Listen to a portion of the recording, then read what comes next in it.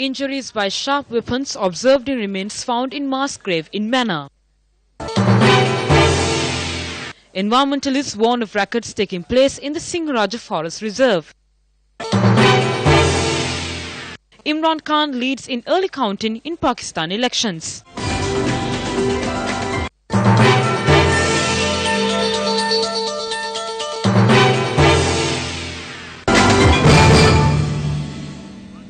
On to our lead story. Now, experts conducting excavations have identified injuries by sharp weapons in remains in the Mannar mass grave. The experts added marks of gunshots were not found on the skeletons. Around 55 skeletons and several bone fragments were discovered during the excavation. Excavations on the site began in March this year after several bone fragments were found in the Satasu building in Mannar. Excavations began after a court order was issued by the Mannar Magistrate Courts. The operations are carried out by Judicial Doctor of the Mannar Hospital, Chaminda Rajapaksa, several Judicial Medical Officers of the Mannar Hospital and Senior Professor Raj Somadeva.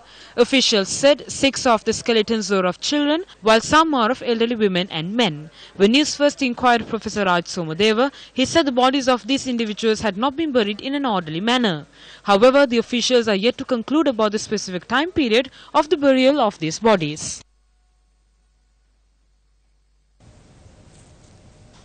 Kidney patients in several areas are facing difficulties due to a shortage of a type of medicine to purify blood. Peritoneal dialysis is a treatment for kidney failure to filter the blood.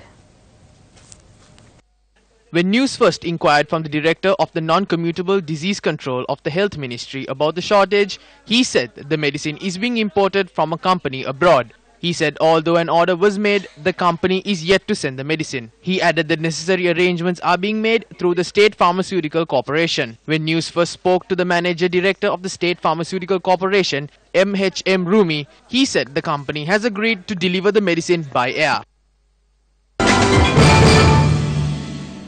The Police Special Task Force has arrested 7 suspects in connection with heroin rackets during raids carried out in Colombo and Katharagama.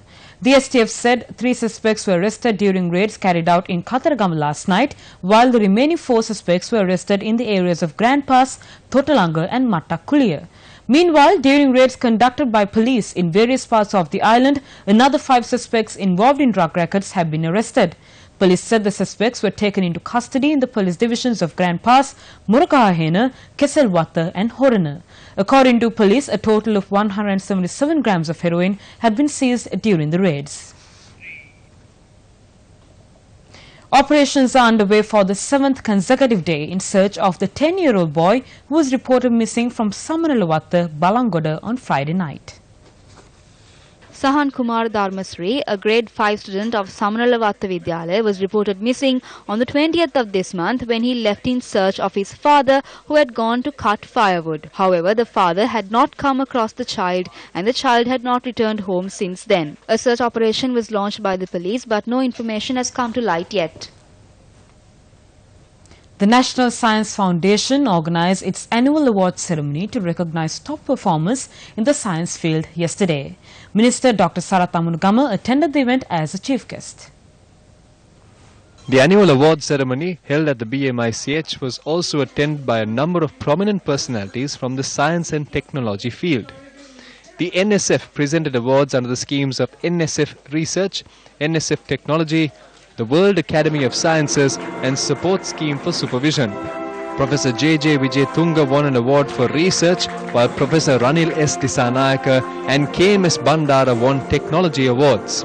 Professor Rangika Halwaduru of the University of Moratuwa won the Young Scientist Award. A student of Ananda National College, KRR Induvara, was recognized for winning 3rd place in microbiology at the Intel International Science and Engineering Fair in Pittsburgh, USA.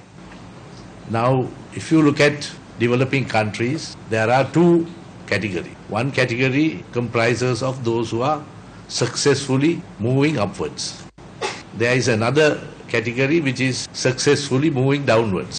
The difference is their attitude towards science. If you look at all the developing countries which are moving forward, the secret of their success is the role of science in that society. We are not using that. We are using techniques that have been used 50 years ago before.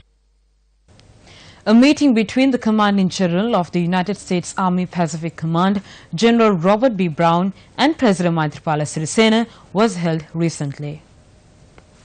Issuing a communique, the President's Media Division said during the meeting, General Robert B. Brown had appreciated the government's program towards promoting national reconciliation. General Robert B. Brown had arrived in the island on a 4-day visit upon an invitation extended by Army Commander Lieutenant General Mahesh Senanayake. During the meeting, discussions were held with regard to exploring possibilities for Sri Lanka's contribution to the humanitarian responses and disaster management in the region and how best the US Army could assist Sri Lanka in the implementation of such relief programs. General Robert Brown had further appreciated the professionalism shown by the Sri Lanka Army in its mine clearance activities, which has gained popularity across the world as one of the best demining groups. Special mementos were also exchanged between the President and the US General to commemorate the meeting. Environment Studies Centre convened a media briefing in Colombo today. Several timber records were reported in areas like Manikyawatta, Rajavatta, Vaddagala and Kuduwa. It was also reported that this timber racket is taking place in the Walakkanda area in Singaraja. We see that certain people are attempting to privatize the surrounding areas of Singaraja. One example is the Ensalwatta in Sigiriya has been taken under the purview of the Kottapola Division Secretariat. They have given permission to construct a hotel in the area and certain people accompany tourists into the Singaraja without obtaining permission. There is a risk there, but no one is doing anything about it.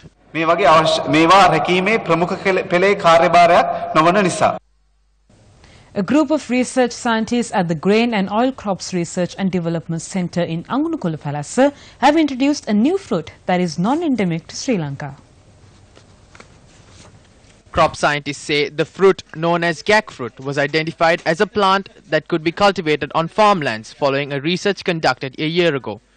Crop scientist T. Veerasekara said the jackfruit that belonged to the bitterroot family was rich in vitamin B. He further said research is to be conducted on whether the plant, which is resistant to dry weather, could be cultivated in other parts of the island. Jackfruit, which is cultivated in Vietnam, Australia and Myanmar, is used for several products.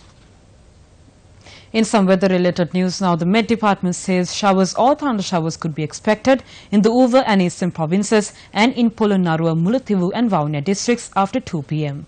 Issuing a weather advisory, the department notes fairly heavy falls of about 50 millimeters could be expected at some places in the Uva and Eastern provinces.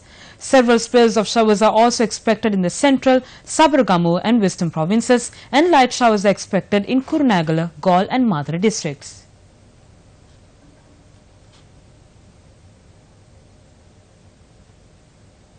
And that's a wrap of Lunchtime News. For the Newsfirst team, I'm Rasan, and for a comprehensive report on these stories and many more, join us again on our Primetime News at 9 tonight. Have a good day.